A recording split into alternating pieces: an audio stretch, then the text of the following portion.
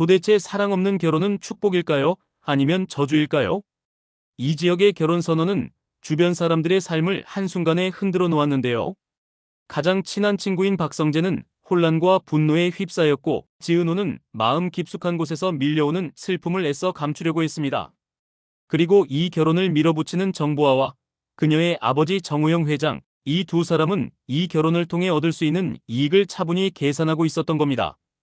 이렇게 각자의 마음속에서 서로 다른 불꽃이 피어나면서 이야기는 점점 더 깊은 소용돌이 속으로 들어가기 시작했어요.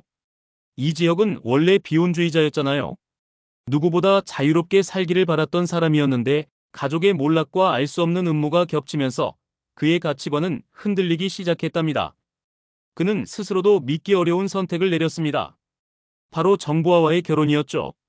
그 결혼이 단순한 사랑의 결실이 아니라는 사실을 이 지역은 잘 알고 있었습니다. 하지만 그는 이 결혼을 통해 하늘건설이라는 거대한 성벽 안으로 들어가 가족의 몰락에 얽힌 진실을 파헤치겠다고 다짐했어요. 문제는 그의 곁에 있는 사람들이었습니다. 가장 가까운 친구 박성재는 도무지 이 결정을 이해하지 못했습니다. 성재는 이 지역에게 수없이 물었죠. 넌 왜 사랑도 없는 결혼을 하려는 거야? 그냥 혼자 살면 되잖아. 너 비혼주의자라며. 그런데 왜 지금 와서 이런 결정을 내리는 건데? 하지만 이 지역은 단호했답니다. 사랑이 없으면 안 된다고 누가 정한 거야?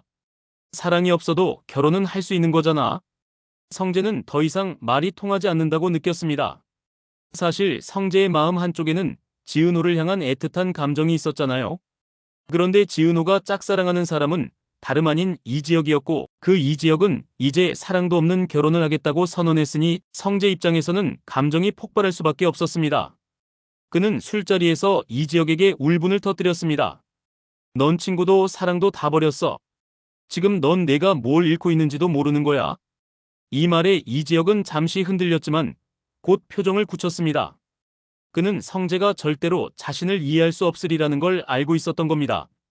사실 이지혁은 단순히 개인적인 욕망 때문에 결혼을 선택한 게 아니었거든요.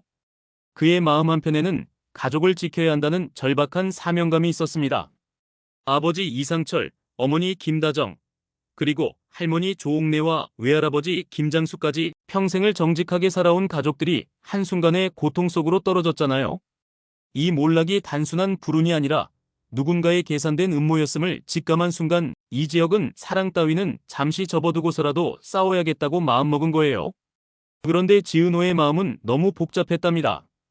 그녀는 이지혁을 오래 짝사랑해왔는데 이제는 그의 입에서 정보아와 결혼한다는 말을 직접 듣게 되었으니 충격을 받지 않을 수 없었습니다. 겉으로는 괜찮은 척 웃어 보였지만 밤이 되면 눈물이 멈추지 않았습니다. 지은호는 스스로에게 속삭였어요. 선배, 정말 이 길이 맞아요? 이게 행복할 수 있는 길이에요? 하지만 그녀의 속마음을 이지혁은 알지 못했답니다. 정보와는 달랐습니다. 그녀는 냉철했고 계산적이었죠. 이 결혼이 단순한 감정 문제가 아니라는 것을 처음부터 알고 있었습니다. 고마워요. 안심이 돼서. 앞으로 제 삶이 흐릿하진 않겠어요.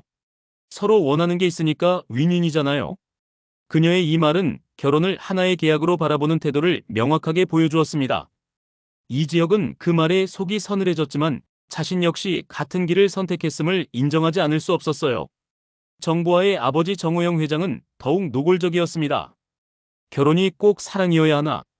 난 아내와 3번 보고 결혼했지만 지금껏 잘 살고 있다.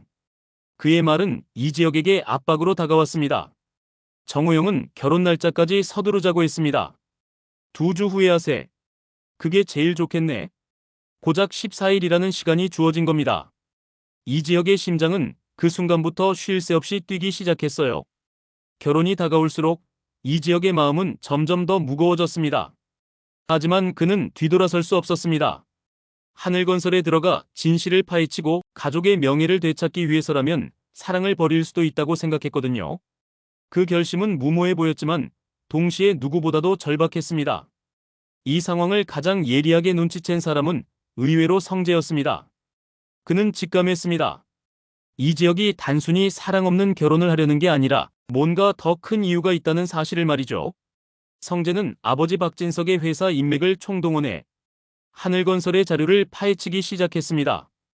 그 과정에서 성재는 이지혁 가족의 몰락과 하늘건설의 개발 프로젝트가 같은 시기에 맞물려 있었다는 사실을 발견했어요.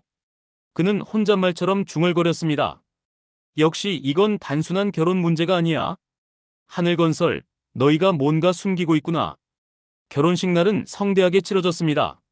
수많은 하객들이 박수를 보냈지만 그 웃음은 모두 가식처럼 보였어요. 지은호는 멀리서 그 모습을 바라보다 눈물이 고였습니다. 성재는 굳은 표정으로 서 있었고 그의 눈빛 속에는 친구를 향한 배신감과 동시에 여전히 남아있는 우정이 교차하고 있었어요. 결혼 이후 이지혁은 정부와의 요구대로 하늘건설에 입사했습니다. 그는 차분하게 업무를 수행하면서도 틈만 나면 회사 내부 자료를 샅샅이 뒤졌습니다. 그러던 중 삭제된 프로젝트 파일을 복구하게 되었는데요. 그 안에는 이지혁 가족의 땅이 불법적으로 매입된 정황과 서류 조작 흔적이 고스란히 남아 있었어요. 이지혁은 손이 떨릴 정도로 분노를 느꼈습니다. 역시 우리 가족을 몰락시킨 게 이들이었어.